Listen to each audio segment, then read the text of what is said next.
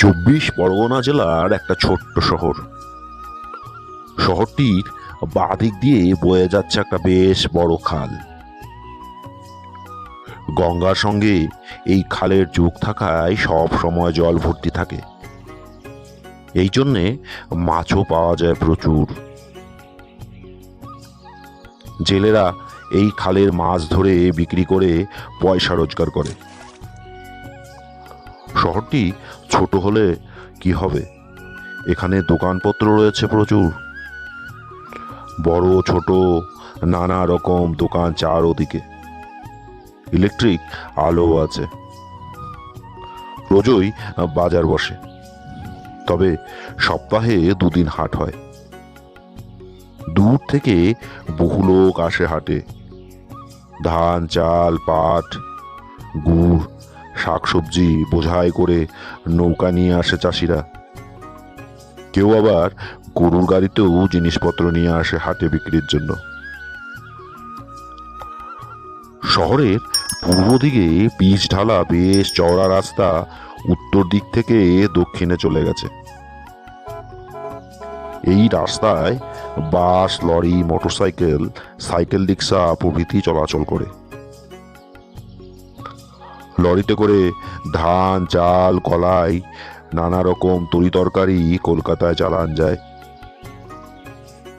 খালটি বয়ে চলেছে পূর্ব দিক থেকে পশ্চিম দিকে। এর উপর ব্রিজ আছে, তার উপর দিয়ে বাস, লরি যাতায়াত করে। খালের ধার দিয়ে একটা চওড়া মাটির রাস্তা এঁকে বেঁকে গ্রামের ভিতর দিয়ে চলে গেছে দূরের গ্রামের দিকে। শহর থেকে এই রাস্তা দিয়ে আধ মাইল মাত্র এগোলেই সামনে দেখা যায় একটি গ্রাম। এখানে সব জাতের লোক বাস করে। রাস্তার ধারে বড় বড় গাছ। আরো খানিক দূর এগিয়ে গেলেই মুসলমান পাড়া। মুসলমান পাড়া পার হয়েই রাস্তাটা দুভাগে ভাগ হয়ে গেছে। দূরে, বহু দূরে গ্রামের দিকে, আর একটা গেছে খালের দিকে। খালের দিকে রাস্তা ধরে প্রায় আধ মাইল এগিয়ে গেলে খালের ধারেই শ্মশান। চারদিকে বড় বড় গাছ, ঝোপ জঙ্গল। এর উত্তর দিকে মুসলমানদের গোরস্থান। তারই খানিকটা আগে ভাগার। গরু, মহিষ প্রভৃতি মরলে গায়ের লোক এখানেই ফেলে দিয়ে যায়। চারদিক থমথমে ভাব।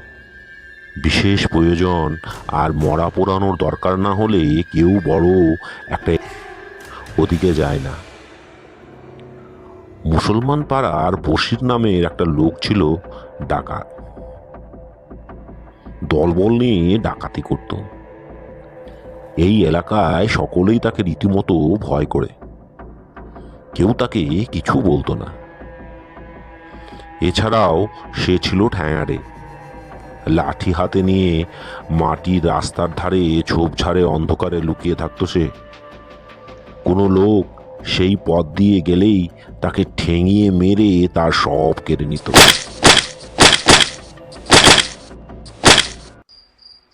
একদিন গ্রাম থেকে একজন মুসলমান ব্যবসাদার গরুর গাড়ি নিয়ে হাটে পাট কিনতে এসেছিল। সেই দিন শহরে থেকে পরের দিন হাট থেকে পাট খরিদ করে নৌকায় করে কলকাতায় চালান দেওয়ার ইচ্ছায় রাত্রে গাড়ি নিয়ে আসছিল। ঠিক গোরস্থানটা পার হয়ে একটু এগিয়েছে, এমন সময় পাশের ঝোপঝাড় থেকে বশির তার ৩-৪ জন সঙ্গী নিয়ে লাফিয়ে পড়ল গরুর গাড়ির সামনে। বেগতিক দেখে প্রাণের ভয়ে গাড়োয়ান অন্ধকারের মধ্যে ছুটে পালালো। যমদূতের মতো কালো কুচকুচে চেহারা নিয়ে লাফিয়ে পড়তেই ভিতর থেকে সেই মুসলমান ভদ্রলোক কাতরভাবে বললেন, আমাকে মাইরেন না, তোমরা আমার যা আছে সব তোমাদের দিচ্ছি। কিন্তু কে কার কথা শোনে? বশির সঙ্গে সঙ্গে তার মাথায় লাঠির আঘাত করলো, ফিনকি দিয়ে রক্ত ছুটল। হায় আল্লাহ! লোকটি মাটিতে লুটিয়ে পড়লেন। বশির তার টাকা পয়সা সব কেড়ে নিয়ে লাঠি দিয়ে ঠেঙিয়ে একেবারে শেষ করে দিয়ে অন্ধকারে গা ঢাকা দিল।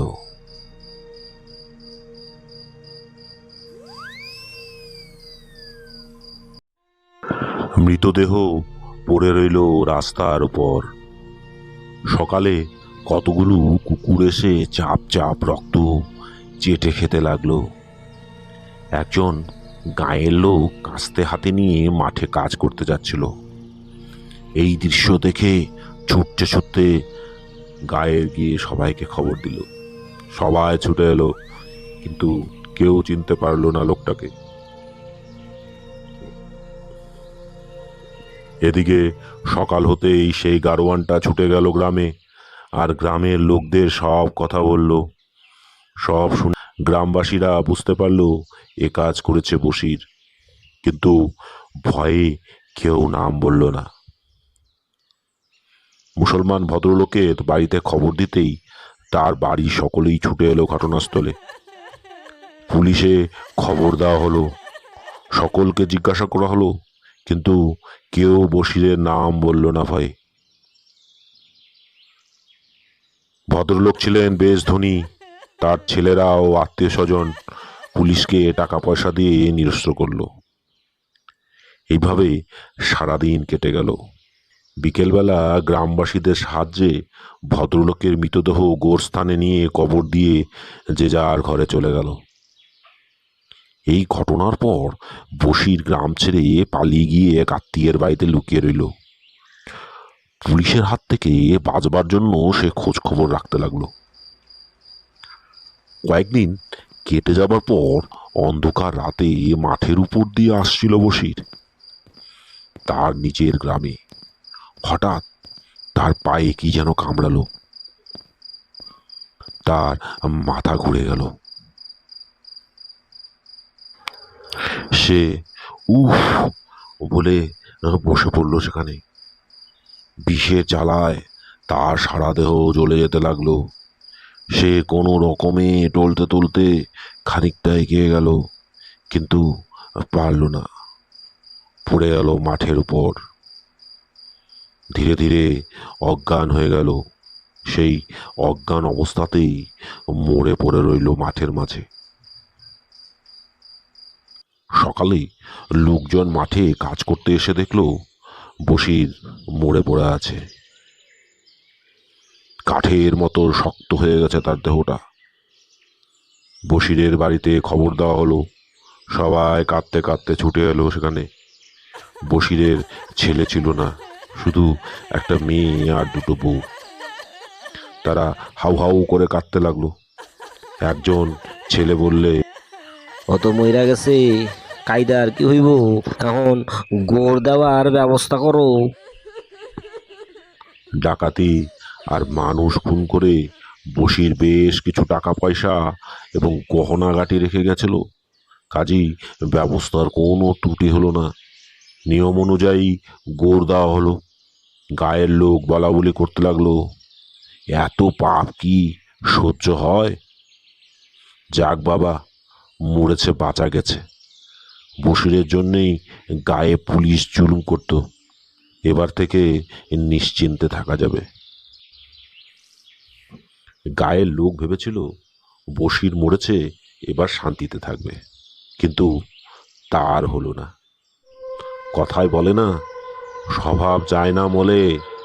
বশিরেরও তাই হলো। বেঁচে থেকে যেমন লোককে জ্বালিয়েছিল, মুড়ো ভূত হয়ে সেই রকম জ্বালাতো গায়ের লোককে। সেদিন বশিরের পাশের বাড়ি থেকে বাছুর চুরি হয়ে গেল।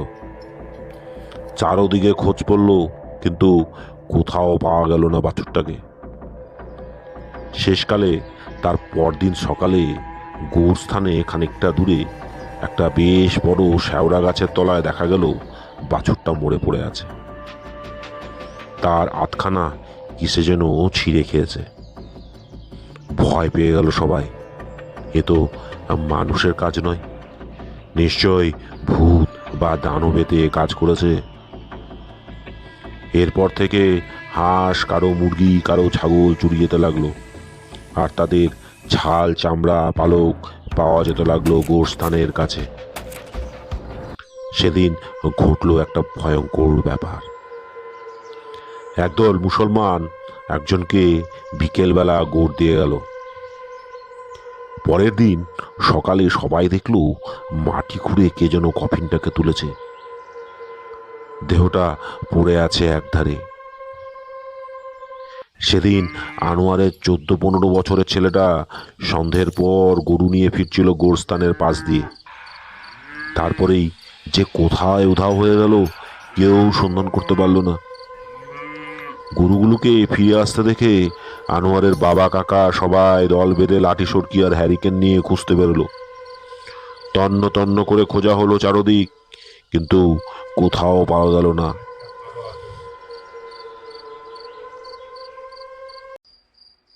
অবশেষে তারা গোরস্থানের পাশ দিয়ে যাচ্ছে, এমন সময় তাল গাছের মতো একটা কঙ্কাল মূর্তি মিলিয়ে গেল অন্ধকারে। সেখানে সাদা মতো কি একটা পড়ে থাকতে দেখে সবাই সাহস করে এগিয়ে দেখল আনোয়ার মরে পড়ে আছে। তার দেহের চারদিকে থেকে কে যেন মাংস খুবলে খেয়েছে। ব্যাপার দেখে আজাদ বললে আনোয়ারের বাপকে, চাচা, নিশ্চয় কোথাও সীতাবাঘ লুকিয়ে আছে, এসব তারই কীর্তি। সবচেয়ে বয়োবৃদ্ধ মুস্তফা বললে, এটা তা নয়, এটা নিশ্চয়ই পিশাচের কাজ। আজাদ আজকালকার যুগের ছেলে, কলকাতার কলেজে পড়ে। সে ভূত প্রেত বিশ্বাস করে না, তাই বলে, ওসব কিছু না, ভূত প্রেত আবার আছে নাকি? ওসব গাঁজাখুরি গল্প। এদিকে আনোয়ারের বাপ ছেলের অবস্থা দেখে আছাড় খেয়ে কাঁদতে শুরু করলো। তখন চারদিকে অন্ধকার ঘনিয়ে এসেছে, দূর থেকে কিছুই দেখা যায় না। সেই অন্ধকারের ভিতর থেকে কে যেন বিকট স্বরে হেসে উঠল। হাসি যেন আর থামতেই চায় না। হাসির শব্দে সকলের বুকের রক্ত যেন হিম হয়ে গেল। সবাই ছুটে পালালো সেখান থেকে। ভয়ে আজাদের মুখ শুকিয়ে গেল। মুস্তাফা বললে, কি, আমি যা বলেছি তাই ঠিক কিনা এবার বিশ্বাস হলো তো? সেই রাতটা ভয়ে ভয়ে কেটে গেল। পরদিনই সবাই গিয়ে দেখলো আনোয়ারের দেহে আরও খানিকটা মাংস খুবলে খেয়েছে। কি আর করবে, সেই আত খাওয়া দেহটাই গুড় দিয়ে ফিরে এলো সবাই। পরের দিন সবাই অবাক বিস্ময়ে দেখল আনোয়ারের দেহটা মাটি থেকে তুলে খেয়ে ফেলেছে। কফিনটা ভেঙে একপাশে ফেলে রেখেছে। ক্রমে ক্রমে এই সংবাদ ছড়িয়ে পড়ল গ্রামে গ্রামে। তার ফলে সূর্য অস্ত যাওয়ার পর সেই পথে লোক চলাচল বন্ধ হয়ে গেল। কিন্তু দিনের পর দিন উপদ্রব খুব বেড়ে যেতে লাগলো। তখন হিন্দু মুসলমান সবাই মিলে একটা সভা করলো, কিভাবে এর ব্যবস্থা করা যায়। তাই নিয়ে অনেক আলোচনা হলো। শেষে একজন বলল, যদি তোমরা নাজিরপুর যেতে পারো তাহলে এর ব্যবস্থা হতে পারে।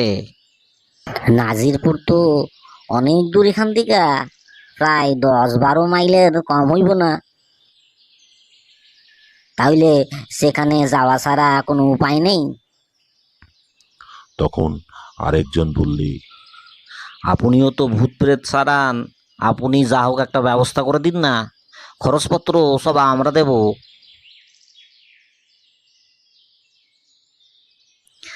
আমার দ্বারায় হলে আমি ঠিক করতাম, কিন্তু আমার দ্বারা এই কাজ হবে না।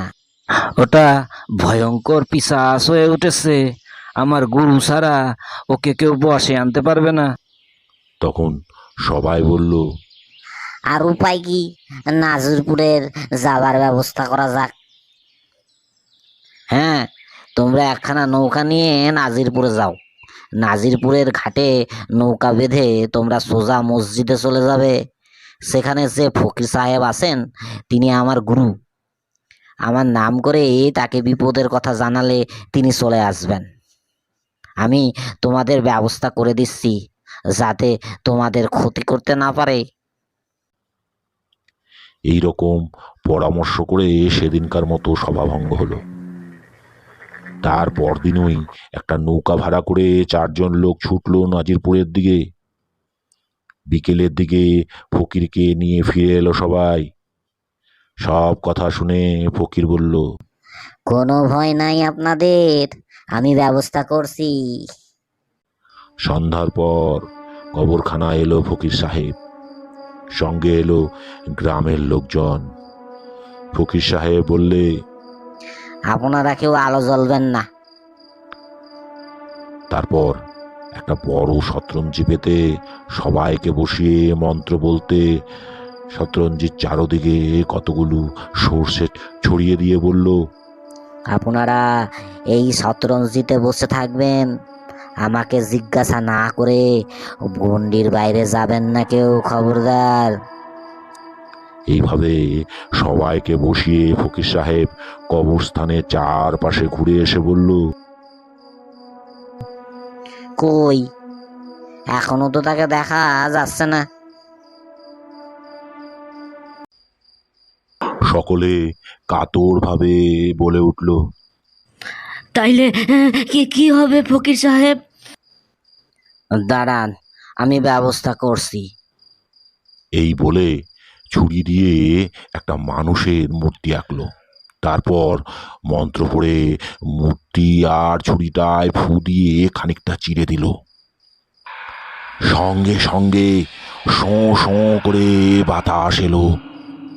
সবাই দেখলো কবরখানার একটা কোণে অন্ধকারে একটা আবছা মূর্তি দাঁড়িয়ে আছে। অন্ধকার হলো বেশ বোঝা যাচ্ছে মূর্তিটা বসিরের। সারা দেহটা কালো কাপড়ে ঢাকা, মুখটাও দেখা যাচ্ছে না, শুধু চোখ দুটো যেন জল জল করছে। ফকির সাহেব বললে, একে কি আপনারা চেনেন?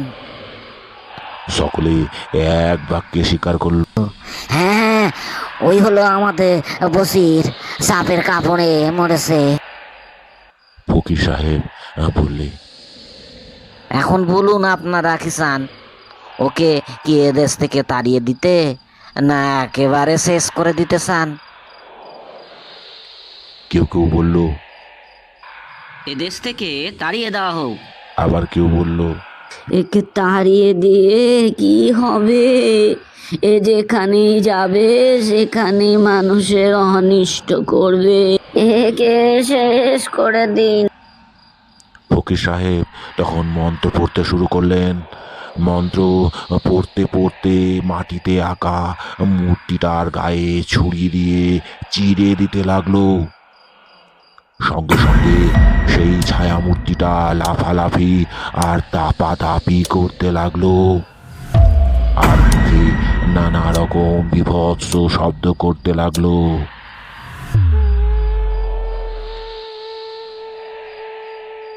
ফকির সাহেব বললে, অনেক লোকের ক্ষতি করেছিস, তোকে ক্ষমা করলে পাপ হইব।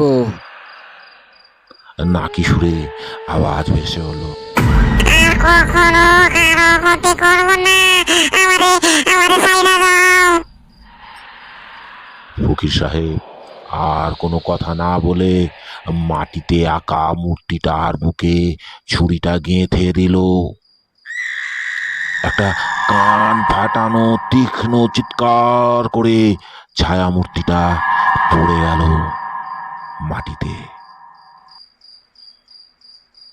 একবার ছটফট করেই স্থির হয়ে গেল। তখন ফকির সাহেব সকলকে বললে, আপনারা এবারে আলো নিয়ে আমার সঙ্গে আসুন। আলু হাতে নিয়ে সকলে ফকির সাহেবের পিছন পিছন গিয়ে দেখলো একটা কঙ্কাল পড়ে আছে মাটিতে। কি ভয়ঙ্কর দেখতে! চোখের বদলে দুটো গর্ত, নাকের বদলে একটা গর্ত, যেন দাঁত বের করে গিলতে আসছে। শেষে ফকির সাহেবের আদেশে একটা কফিন বাক্সে কঙ্কালটাকে ভরে গোড় দেওয়া হলো। সেদিন থেকে বশিরের পিশাচের উপদ্রব কমে গেল। গ্রামের লোকজন শান্তিতে বসবাস করতে থাকলো।